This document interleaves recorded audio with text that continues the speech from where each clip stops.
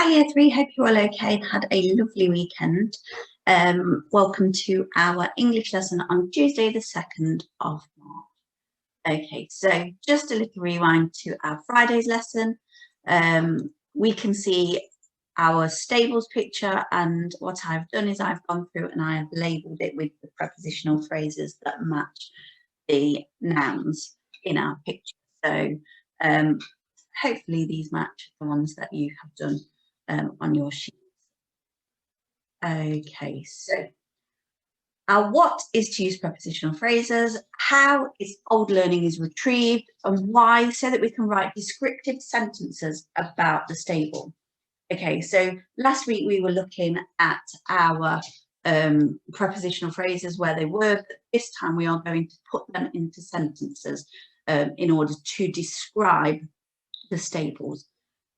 So what we are going to do now is we are just going to read a little bit from our book. So I'm going to read chapter 2 and chapter 3. So if you can get your books ready, we can read this together.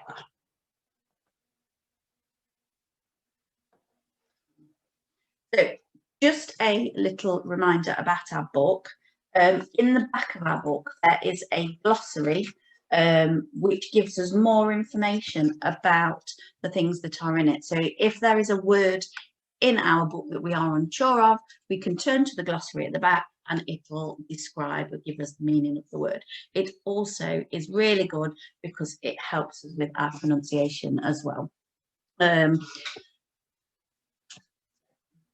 We are going to go for chapter 2, and it is stable of the gods. I am just going to go back to stop sharing this, and there we go. Okay, so chapter 2, stable of the gods. The stable of the gods were extremely smelly. There was no getting around it. As they got nearer to the long, tall building, a stink like a mixture of centuries-old dead fish and 1,000 years of ancient poo filled Demon's nostrils. There was a roaring rumpus of beasts and monsters in every pen and stable. The noise was indescribably loud. Pan backed out of the stable and put his hands over his hairy ears. He beckoned Demon over to a bench under a tree a little way away, where it was a bit quieter. He still had to shout, though. All the gods and goddesses are complaining about the stink getting into their clothes, and the racket is spoiling everyone's sleep. Old Silenus and the satyrs looked after the beast for ages, but then he annoyed Hera one too many times, so he got Zeus to banish him down to earth. A place called Lydia, I think, near some king's place. Dionysus got him out of trouble there too. Anyway, then I had one of my fawns look after the stable, but he got bitten by the basilisk. Since then, it's all gone to Hades a bit. He cleared his throat. Zeus asked me to find someone who was good with animals. I thought you might like to have a go at the job. You've done pretty well with mortal beasts, and immortal creatures aren't so different, barring a fang or two. Demon opened his mouth and then shut it again. He didn't know what to say, but he felt quite relieved that he wasn't going to be a sacrifice. Pan went on. Zeus and the others are prepared to give you a trial run as a stable boy to see if you're any good at it, and we'll set you up with a magical healing thingamajig so you don't get killed in the first 5 minutes. If you're a success, you'll get an official title and some proper pay. What do you say, boy? Will you give it a go? Demon looked at his dad. There was bound to be a catch. There's always was with gods. His mum had drummed that into him since he was tiny. Do I get a choice? He asked. Pan looked and smiled widely. His teeth were square and yellow and flecked with green and red. I know how much you love animals, Pandemonius, and how they love you back. Of course you have a choice. He paused here and smiled a little wider. It was a dangerous smile this time. But on the other hand, if you offend all the Olympians by refusing even to have a try. Pan didn't have to say any more than that. Demon knew he would stuck with the job for now. whether he wanted it or not. And it was true what his dad had said. He did love animals. Perhaps it would be okay. It might even be exciting. What do I have to do? He asked. Hephaestus will fill you in, said Pan. He's the smith god, you know. Good with metalwork and so on. Clever fellow with hands. He makes all sorts of marvellous thingies for us at his forge. I'll take you to meet him now. Maybe, if you ask nicely, he'll lend you one of his metal men to help you with the clean-up. He sniffed, his large nostrils flaring like a hound on a scent. Don't take too long to get rid of the pong, or the goddesses are bound to come after you. Best not tempt them. On this comforting thought, Pan turned and walked away. Demon followed him, trying hard not to think of angry goddesses and piles of charcoal. Hephaestus turned out to live inside a mountain. He was hammering at the forge when Pan and Demon walked in. Just a minute, he yelled. Got to finish this sword for Ares. He's always breaking them in one of his idiotic wars, the crazy fool. Demon watched with amazement. Hephaestus grabbed the blazing metal with his bare hands, and a man-like creature that seemed to be made of gold and silver pumped with bellows. One of my automaton robots, shouted Hephaestus, as he saw Demon looking at his metal creature. I made it a while ago to help in the forge. Not much for chatting, but great at keeping the heat steady. I've got lots of different kinds. Useful creatures, these robots. There was a final clang, and then the smith god put down his tools. Ah, he continued, young Pandemonius, is it? We've heard all about you and the wonders you're going to perform in the stable. Your dad's been singing your praises, you know. Very proud of you. Chip off the old block, eh? Pan cleared his throat and looked embarrassed. If a god could look embarrassed. I've got to go now, Demon's father said hurriedly, his slitted yellow eyes darting from side to side. There's trouble with my satyrs in Caria. Always fighting, those boys. Look after my son, Hefty. Don't want him eaten. Now, Pandemonius, you do what Hephaestus tells you. He'll sort you out, give you what you need to get started, that sort of thing. I'll come and see you again when I can. Pan fumbled in what seemed to be a pocket in his hairy thigh, pulled out a battered set of reed pipes and handed them to Demon. My spare set, good for calming awkward beasts. Just tootle away and they should settle down. Be careful though, he said. Doesn't always work on all of them, so you take care. He patted Demon on the head, nearly knocking him over, and turned away. Demon felt the bumpy throat lump come back as the forest god left. He hadn't known his dad was proud of him, or that Pan had been watching over him, and it made him go a bit warm and fuzzy inside. Maybe he might go to his dad. Maybe he might get to know his dad properly now. Pan had said he'd come back after all. Demon just hoped that he wasn't going to mess his new job up, though. Immortal beasts were sure to be very different to chickens and goats, whatever Pan thought. Now, said Hephaestus, a voice that was meant to be reassuring, but somehow wasn't. Sit on this barrel here and we'll have a cup of ambrosia. Then we'll go and get you settled in. He handed Demon a goblet full of golden liquid that smelled wonderful. Unfortunately, it didn't quite taste as good as it smelled, and Demon spat it out at once. Ugh, he said, spluttering. What's that? It's really disgusting. That's the food of the gods, said Hephaestus. Ambrosia, we call it. Comes in broth liquid. Oh, comes in both liquid and cake form. You might like the cake more. You'd better get used to it, boy, because that's all there is up here, unless it's feast day. Anyway, it's good for you. Makes you stronger than normal mortals. Give you muscles like heroes. Ah, that reminds me. Better give you my healing charms, or your puny mortal body won't last any time at all in the stable. He walked over to the shelf and took down a thin bronze collar shaped like two curled snakes biting their own tails. The snakes had ruby eyes and seemed to writhe as Demon looked at them. This round your neck, the snakes are called Ophi and Eucus. They'll sort out pretty much anything in the way of bites and stings or anything else that those vicious creatures might throw at you. Just try not to get your head chomped off. That'll be almost impossible for them to mend. Now, let's go to the stables and introduce you to the beasts properly. Okay, so moving on to chapter 3, the beastly beasts. As Demon curled up in a pile of straw that night, he knew he had never been more exhausted. When they got to the stables, Hephaestus had pointed out which creature was which and had shown him where the brooms and buckets and pitchforks and barrows were. He explained how to get to the muck heap and how to use the magic chute that sent all the poo down to feed the 100 armed monsters in Tartarus. Mind you, don't fall down there yourself, young Pandemonius, the smith god told him. Tartarus is where Zeus sends all the real baddies to be punished by his brother Hades. It's full of fiery pits and things you don't even want to think about. With that cheerful thought, Hephaestus patted him on his head. There's a loft up above the unicorns. You can sleep there. I think the faun left his blanket. There's nymphs come round with fresh ambrosia cake for you and leftovers for the beast twice a day. And you can get water from the spring outside. Remember to thank Melanie, the water naiad, though, or she'll cover you in waterweed. If you have any problems, come and find me. Then he waved casually and walked out, leaving Demon all alone in the midst of the noise and chaos and the smell.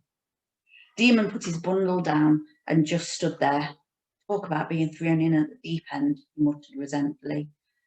There was just so much to take in. He'd never seen so many different beasts, most of them dangerous, magical, and with hard-to-remember names. He needed to think. Shut up, he bawled. To his surprise, it worked, kind of. The noise fell by at least a quarter. Thank you. Now let's sort this mess out. Who's the smelliest? I'm going to start with them. Immediately, the noise rose to a higher pitch than before, but Demon could hear 2 words being repeated over and over in lots of strange and different voices. Stinky cows, stinky cows, stinky cows. He looked down the stables and saw a huge pen with some rather shamefaced horned heads hanging over the rails. The horns were golden and had stars on the end, which shone with a gentle light. They belonged to some rather fat cows with coats the colour of red sunset.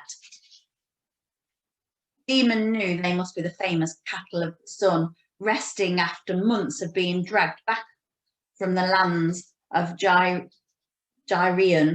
the giants, by the hero Hercules.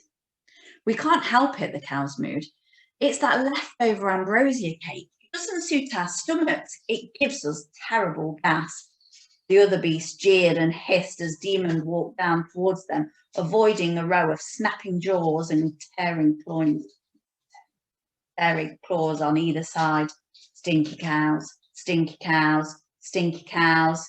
It was sadly true. The cattle of the sun stank more than any other beast. They reeked, they honked. No wonder the whole of Olympus smelled of poo.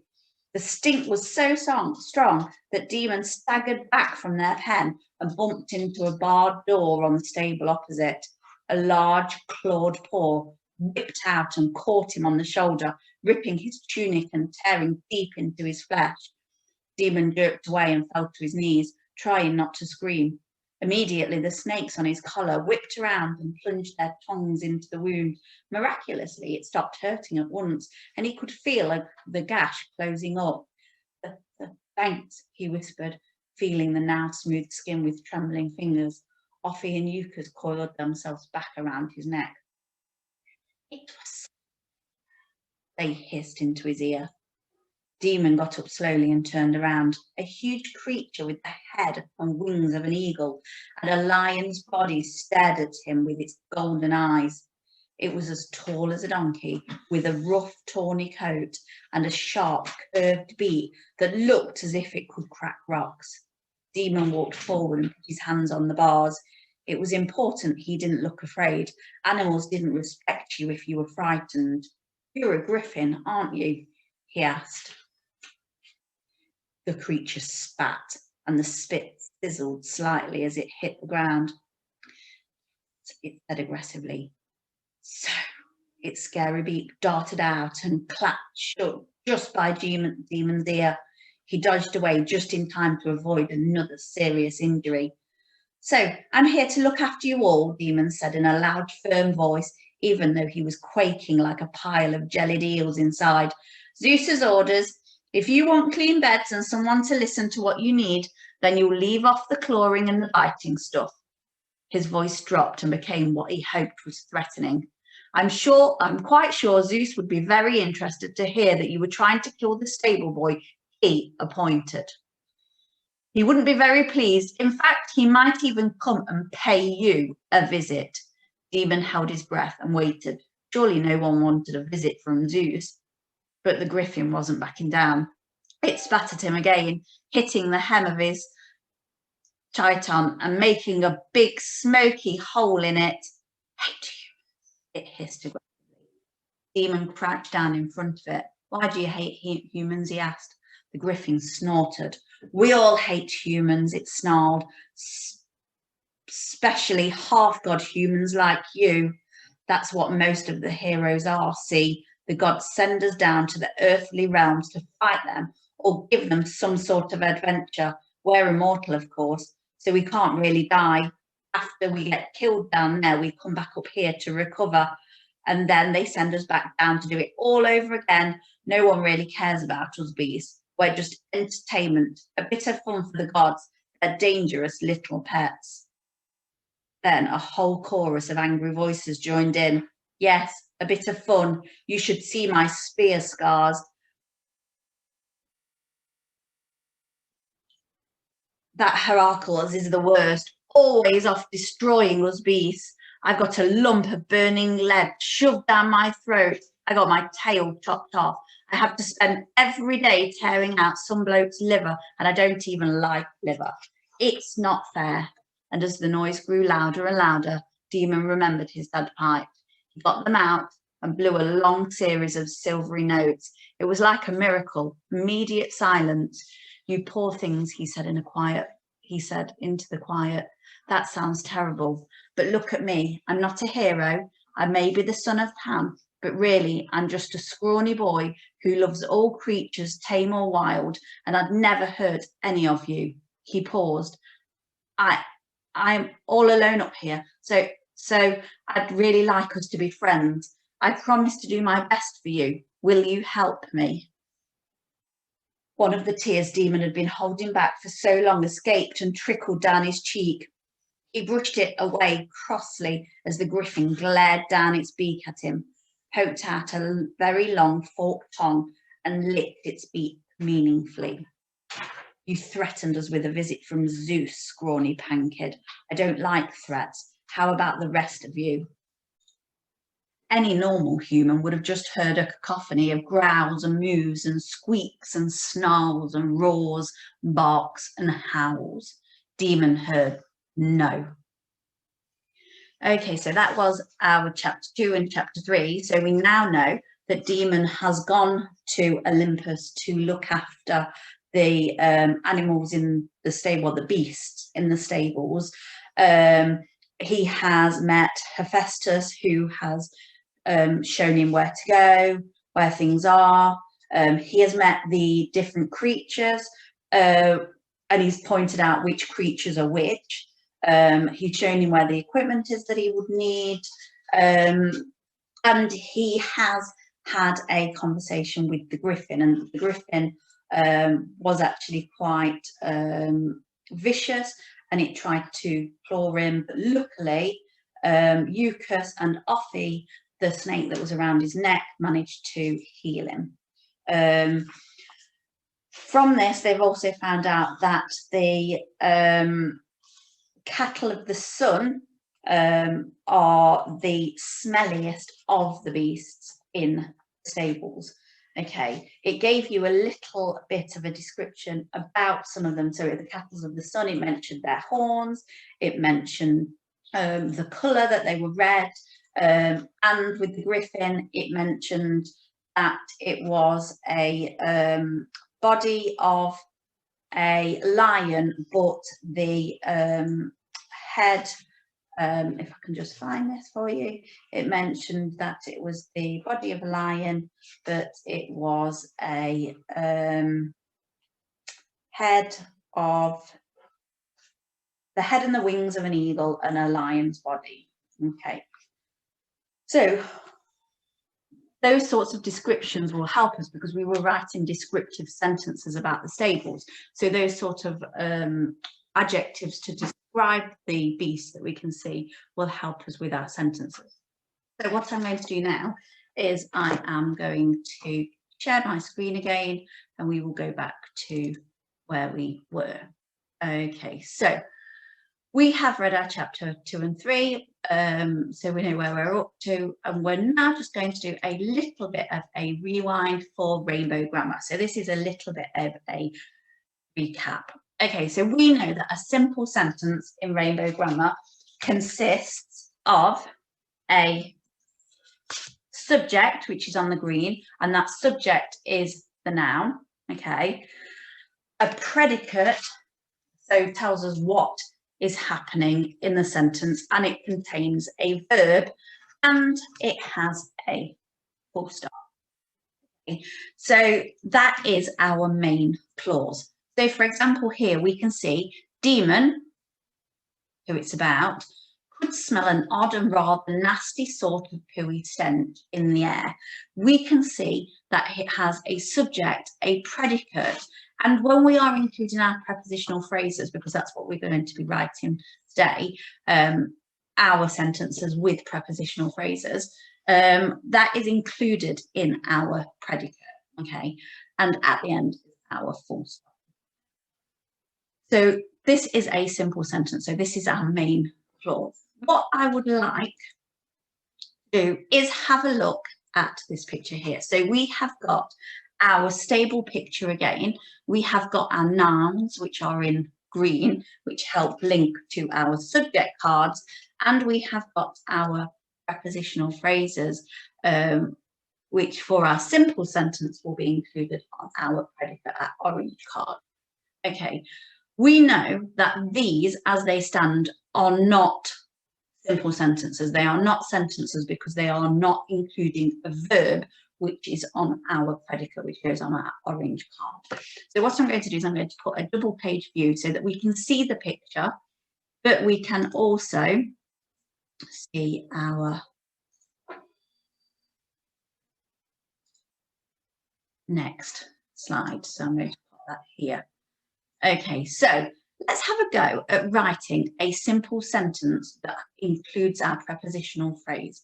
Okay, so my turn, I had a look and I selected one of my beasts. So I said the griffin waited, so waited is our verb, it's what they are doing, behind the pen door. So behind the pen door is our prepositional phrase. So you can see that I have included the green subject and the prepositional phrase off our picture, but I have, in order to make it a simple sentence, I have included a verb.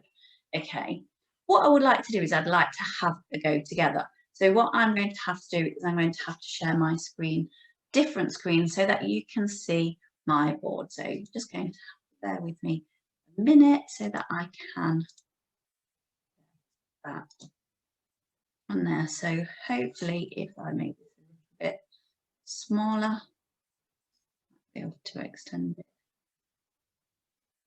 like this.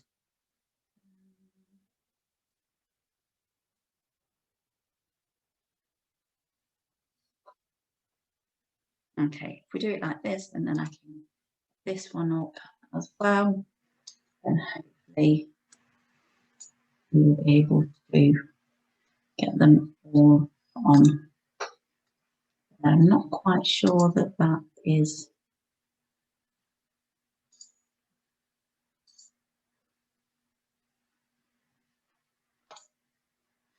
Okay, so I have kept this page on here so that we can still see the stable. So we still have those prepositional phrases to help us write in our sentences. My turn here, so our turn. I have now managed to share my screen with you so that you can see all of these slides and the camera. So what I would like us to do is I'd like us to write one together. Okay, so this is going to be our turn. So in order to do this, we need to make sure that we have got our rainbow grammar card. So I have got one for our subject, one for our predicate, and I have got one for my punctuation. So I have this one here. So I'm going to start by looking at my picture, and I am going to select one of the nouns off there. So I think I'm going to about the cattle of the sun, because it did mention that in our story. So I would add that to my subject. So I would write the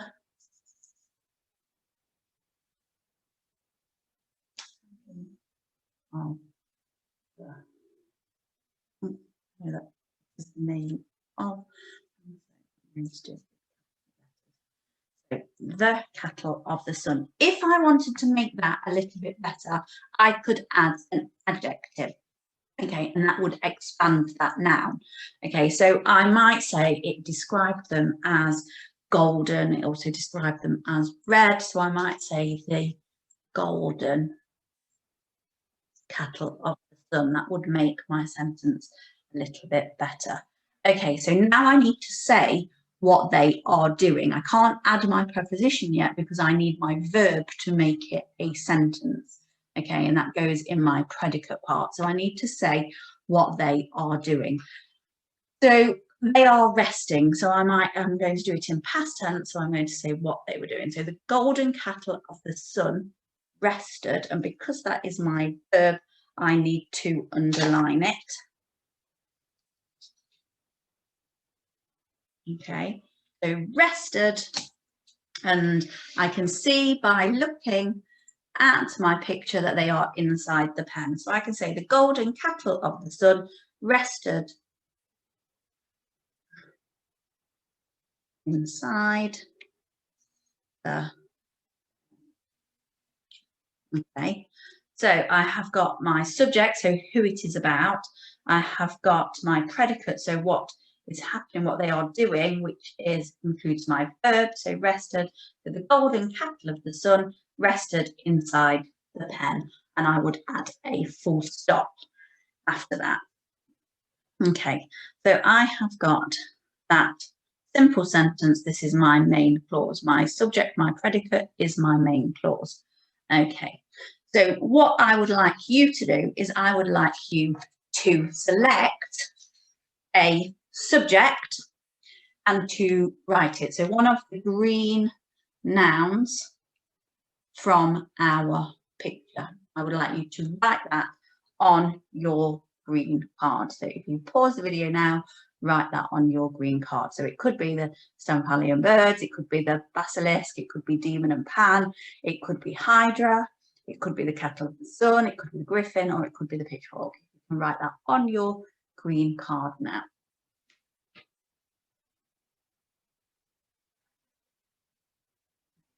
Okay, once you have done that, I would like you to write your predicate. So you're going to say what they are doing. So you need to include a verb. And then I would like you to add your prepositional phrase. You're going to do that on your orange. So it could be that you're talking about Hydra and she might be sat on the beams. Okay, so she's sat is what she is doing. Okay. I have included a sheet. I have a sheet here, you can see, that has got some useful verbs and some useful adjectives on there that will help you when you are writing your sentences. So I will put that on Dojo because obviously once we have finished our rainbow grammar, you will continue to write your sentences. Okay, so you have done your turn. Have a look at our next slide. Okay, so we can see that our prepositional phrase can come at different points in our sentence, okay? And it is the same then as an adverbial phrase. So for example, here on mine, I've got the griffin waited behind the pen door. So I can change that behind the pen door. That is my my prepositional phrase. I can move that to the front of my sentence and that will become an adverbial phrase. So behind the pen door, the griffin waited. Okay, what I would like us to do is to see if we can have a go with the one that I have got. Okay, so I'm just going to move those up here so that I can. If I am moving it to the front of my sentence and it is changing it to a adverbial phrase, it will go on one of these cards. I'm going to put that here. So my sentence, my prepositional phrase is inside the pen. Okay, so the golden cattle of the sun rested inside the pen. So I know that my prepositional phrase, which will then become my adverbial phrase, is inside the pen. So I would have to write from here, inside the pen. And I know after I've done a adverbial phrase at the front of fronted adverbial that I need a comma. So inside the pen, I'll take my capital letter off from my first one, the golden cattle of the sun, and then okay, I would underline that again because that is my verb. Okay, and I would add my full stop to the end. So you can see that my simple sentence, the golden cattle of the sun rested inside the pen, has changed. My prepositional phrase has now become my fronted adverbial phrase, and it is inside the pen, the golden cattle of the sun rested. Okay, so we've done that together. You can, when you are writing your sentences, have a go and see if you can move your prepositional phrase around for it to become an adverbial phrase at the front of your sentence. Okay. I'm going to move on to my next one. And if I have a look, I'm going to change it back to my view is my single view, so that might help us. And we can make this a little bit bigger. Okay, so I have got, here it is, let's see if I can do it. Okay, so I know that I can create compound sentences, okay, by joining my sentences together. So in order to do that, I would have to use a coordinating conjunction. So I can see that my main clause, so my green and my orange, can connect to another main clause, another green and an orange, by using a coordinating conjunction. So here I have done the griffin waited behind the pen door and the cattle of the sun watched from inside the last pen. Okay. Or the griffin waited behind the pen door so he could pounce on the boy. Okay, so I have joined two main clauses together. So I've taken away my punctuation for that first one, okay, in order to add my next one. So if I'm going to look at it as a compound sentence, I'm going to remove the one with the adverbial. I have got the golden cattle of the sun rested inside the pen. I would take that one away and I would add a right triangle for my coordinating conjunction, and then I would add another subject and a predicate. So here we've got the golden cattle of the sun rested inside the pen, and I'm going to use this one here, the griffin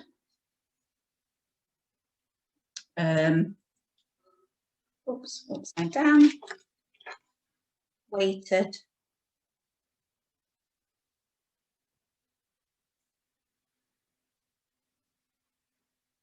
behind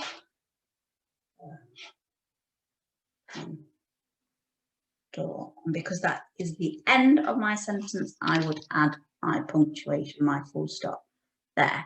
So I have got a compound sentence because I have used a coordinating conjunction to join two main clauses together. So my green and orange, my green and orange. Okay, and at the end, I added my punctuation. The golden cattle of the sun rested inside the pen and the griffin waited behind the pen. So I need to add my line for underlining my verb. Okay, so that is an example of a compound sentence. Let's have a look at our next one. Okay, so what I would like you to do is to create your own sentences describing where the creatures are in the stable, and you need to use prepositional phrase. Okay, so if you are creating a simple sentence, then you are going to use a green subject card, an orange predicate card, and a red. Okay, what I would like you to do is change the position of your prepositional phrase in your sentence. Have a go at doing that. But also your challenge is, because we know that if we were writing and we just created simple sentences, that our writing would get a little bit boring. So our challenge is to join your sentences together, join two main clauses together, okay, to make a compound sentence. Okay, as you are probably short of rainbow grammar cards, what I would like you to do is, once you have written one, I would like you to write it into your book. Okay, so we will start with today's date, and it is Tuesday, the 2nd of March. So I would write it into my book so that I create a bank of sentences which will help me later on in the week, okay? Because we are going to write a setting description, and obviously in order to write a setting description, we need to describe the stables, so therefore this will create a bank of sentences. So I'm going to write this one, I'm going to write the golden of the sun rested inside.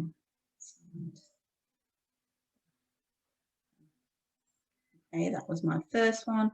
My second one was the griffin waited behind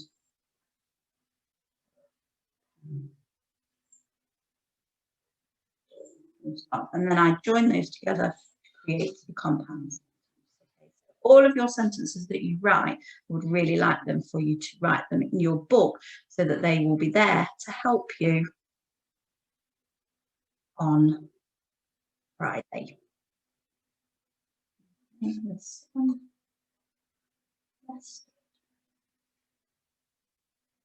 Slide and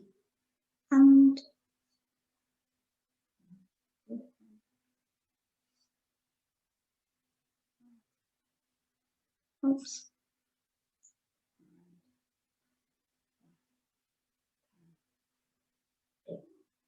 Okay, remember that I have got to underline my words.